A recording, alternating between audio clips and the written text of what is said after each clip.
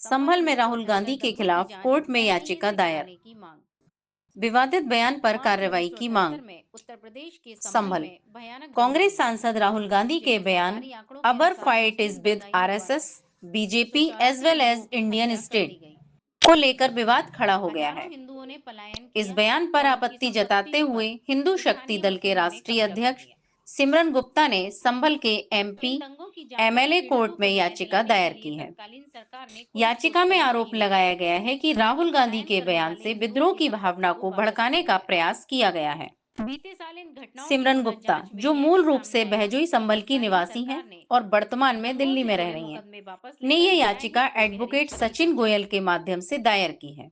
आज भी संभल में उन्होंने ऐसी ही अदालत से इस जनसंख्या मामले बढ़ती में जा रही कड़ी है कार्रवाई की और मांग उनकी की है। संपत्तियों पर कब्जा करने का सिलसिला याचिका में बदस्तूर राहुल जारी गांधी है। के बयान को भारतीय संविधान के अता खिलाफ मांग की है बताते कि हुए जांच इसे आयोग देशद्रोह अधिनियम की श्रेणी में रखा 1952 गया के है। तहत मार्च साथ ही 1978 डाक के के संभल माध्यम से दंगों की उत्तर प्रदेश के व्यापक डीजीपी जांच को भी केंद्रीय जांच इस अभिकरण बयान से के करवाई संदर्भ जाए। में शिकायत पत्र भेजकर बीएनएस की धाराओं के तहत मुकदमा दर्ज करने की मांग की गई है।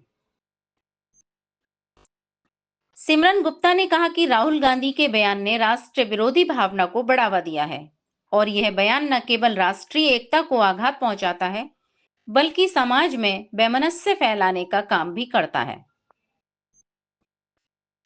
एडवोकेट सचिन गोयल ने बताया, हमने इस याचिका में राहुल गांधी के बयान को विद्रोह फैलाने और समाज को विभाजित करने की मंशा से प्रेरित बताया है। यह मामला न केवल गंभीर है, बल्कि न्याय हित में इस पर तत्काल कार्रवाई की आवश्यकता है। याचिका पर सुनवाई की तारीख जल्द ही घोषित की जाएगी। मामले ने संभल में राजनीतिक माहौल गर्मा दिया है और इस पर सभी की नजरें टिकी हुई हैं। नाम है आपका? मेरा नाम सिमरन गुप्ता है। कहाँ रहते हैं सर? मैं पहजू ही रहता हूँ।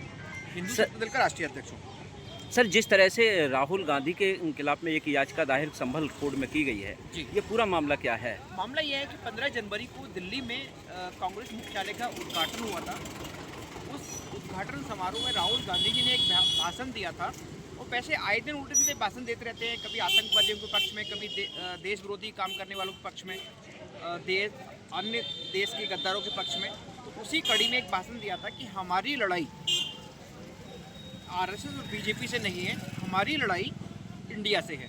तो मैं उनसे एक बात करना चाहता हूँ, जिस इंडिया ने आपकी दादी को प्रधानमंत्री बनाया, आपके परदादा को, नाना जी को प्रधानमंत्री बनाया, आपके पिताजी को प्रधानमंत्री बनाया, कि आपकी हैसियत है उस इंडिया से लड़ने की, उस इंडिया की जनता से लड़ने की? आपको इंडिया की जनता ही एमपी एमएलए बनाती है। आपको, आपके पिताजी को, आपके दादा दादी को देश की जनता ने ही प्राइम मिनिस्टर बनाया था। आप हैसियत से ज़्यादा मत उड़ो, उल्टे सीधे बयान मत दो।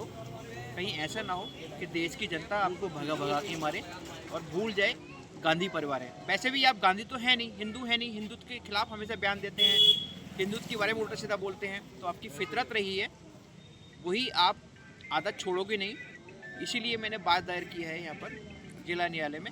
मैं चाह रहा हूँ, जिस तरह सुप्रीम कोर्ट में मैंने पीएफआई को बैन कराया, नीची कोर्ट से लेकर सुप्रीम कोर्ट तक, वक्फ बोर्ड के खिलाफ लड़ रहा हूँ और भी मुस्लिम संगठनों के खिलाफ लड़ रहा हूँ, इसी कड़ी में एक ये है मेरा, जो मेरे देश के खिलाफ बोलेगा उसके हर तरह से लड़ने को तैयार हूँ, उसी की भाषा में उसे जवाब देने को तैयार हूँ। कोर्ट के अलावा क्या उत्तर प्रदेश पुलिस को भी इस तरह की कोई सूचना दी गई है? मैंने 18 तारीख को डीजीपी साहब को मेल किया था, लेटर भी भेजा था, डीएम साहब को भी भेजा था, डीएम संभल को, एसपी साहब को भी भेजा था, मेल से भी और स्पीड पोस्ट से भी। जब कोई कार्रवाई नहीं हुई है तब मैंने जिला न्यायालय में बात दायर किया है। क्या जिले के कुछ अधिकारियों को भी इससे अवगत कराया गया? जिले के सारे, जब मैंने मेल किए हैं, डीजीपी तक को मेल कर दिया, चीफ होम सेक्रेटरी को मेल कर दिया, होम सेक्रेटरी को मेल कर दिया, तो न्याय नेचुरली सबको ही पता है और इस बयान को पूरी इंडिया जानती है। मगर हमारे देश का दुर्भाग्य ये है कि राहुल गांधी जैसे जो संविधान की किताब लेके घूमते हैं, इतने बेशरम हो चुके हैं कि राहुल गांधी के खिलाफ बोलने की किसी की हिम्मत नहीं होती, पता नहीं क्यों। राहुल गांधी जी ने 15 जनवरी 2025 को एक बयान दिया है कि our fight is with RSS, BJP as well as India state.